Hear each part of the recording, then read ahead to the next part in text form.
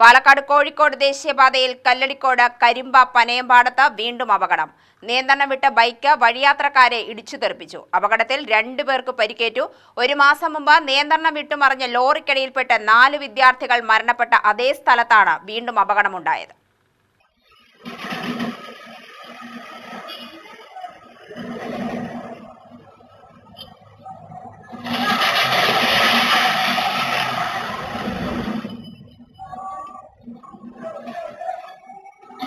തിങ്കളാഴ്ച വൈകിട്ട് 6 മണിക്കാണ് അപകടമുണ്ടായത്. കാൽനട യാത്രക്കാരായ 2 പേർ റോഡരികിൽ നിന്ന് സീബ്ര ലൈനിലൂടെ മുറിച്ചുകടക്കാൻ ശ്രമിക്കുന്നതിനിടെയാണ് അതിവേഗത്തിലെത്തിയ ബൈക്ക് ഇവരെ തട്ടിവീഴ്ത്തി നിയന്ത്രണം തെറ്റിമറിഞ്ഞത്.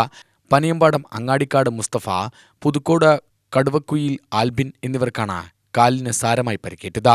അപകടത്തിന്റെ ദൃശ്യം CCTVയിൽ വ്യക്തമായി പതിഞ്ഞിട്ടുണ്ട്.